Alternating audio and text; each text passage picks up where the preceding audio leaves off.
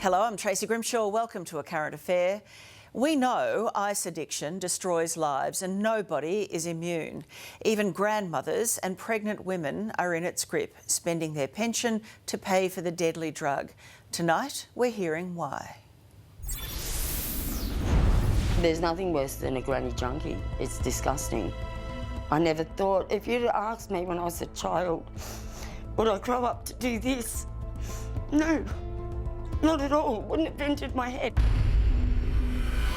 What you're going to see tonight is going to make you feel angry. It's also going to make you feel sad.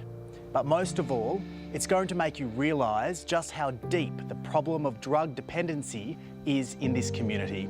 Grandmas, mums, even mums-to-be, they're hooked and they feel trapped. This place is a drug den. Maria is a proud grandmother of 4. She's also an ice addict. Is it easy to get ice here? Yes. Too easy? Too easy. Easy and cheap.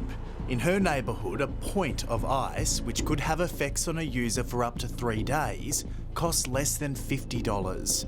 A slab of beer is more expensive here. Knitting, crocheting,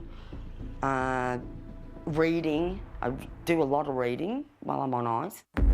Maria receives $350 a week in welfare and admits to using some of that money to buy the illegal substance. Unfortunately, use the money I get from a pension. And it's not all the time. And to buy drugs? Well, once every now and then, yes. Yes. So your Centrelink money is going towards drugs? Sometimes, not always.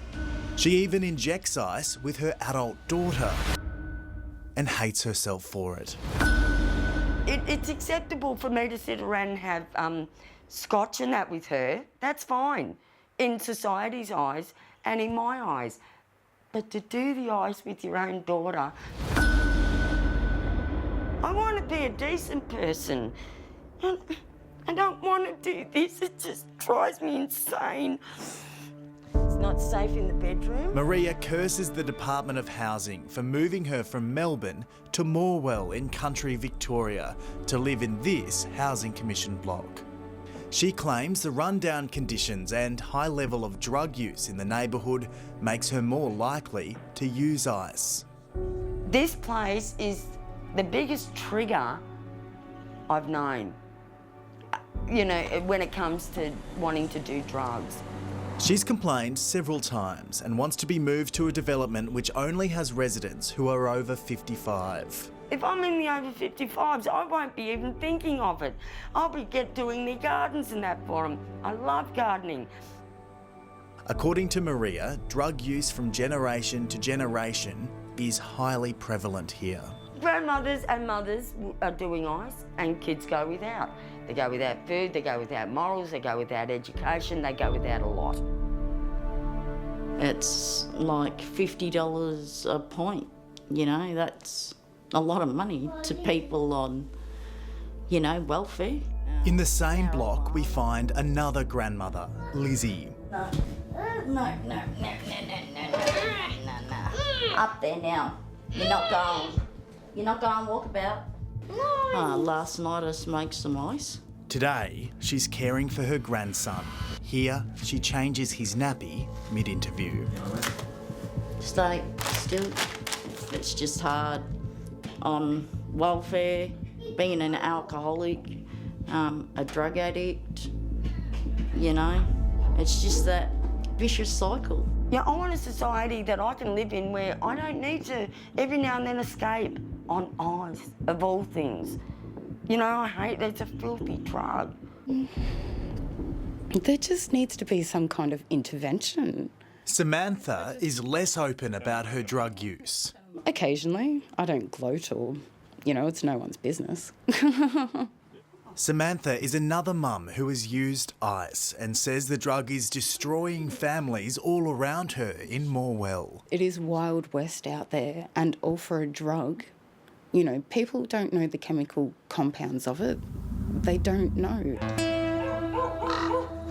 Then there's Penny. She admits to being a heavy ice user. How often would you use ice? 2 or 3 times a day. But perhaps most concerning is that this heavily pregnant woman says she chooses to smoke the drug and could give it up if she wanted to. It sounds like you're addicted to ice. I could stop at any given time. Do you think? It's whether I want to or not. Do you think, though, as a pregnant woman, it's important to stop smoking ice?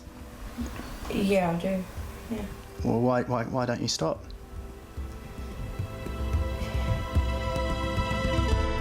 Morwell is in the Latrobe Valley, which has the second highest rate of fatal drug overdoses in regional Victoria. In the wider region of Gippsland, there are next to no residential rehabilitation and withdrawal centres. Most people who have substance abuse issues have to travel to Melbourne if they want treatment. What's wrong with this town? The drugs. No support. No help. Nowhere to turn to. Penny says she's an ice user now because her father gave her drugs when she was a child.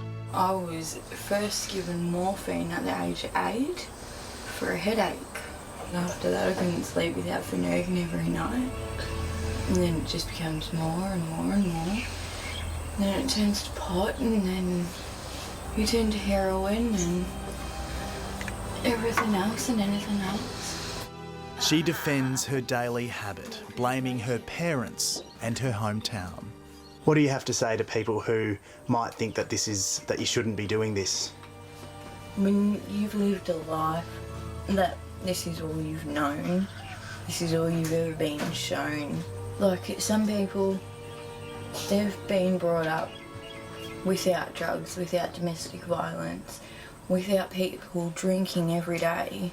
It's a completely different life. How do you think that will affect your baby, your unborn baby? Yeah, that's it. Do you care? Yeah, I do. Clearly during pregnancy, people are going to be really concerned about what the impact of those drugs are doing on the children.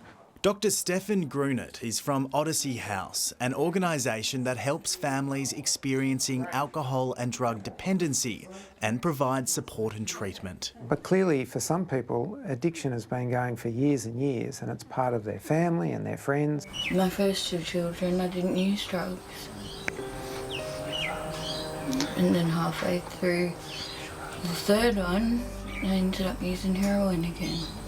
By the time my 4th was born, he was addicted to heroin and methadone. Your baby was addicted to drugs? Yeah, they had to put him on morphine. It's not something that you want to see a newborn baby go through. Dr. Grunet says drug dependency is often intergenerational. Parents have been using alcohol or heroin or drugs pretty heavily. Children grow up in that environment, and if there's no change to that, they experience that. So often there's a whole community around someone's drug use. I'm just really angry. I don't want to do drugs. I want to be clean. So you're crying, so it is something you must be ashamed of.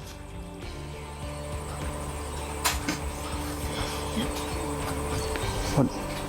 I've been doing this for many years and I'm just sick of it.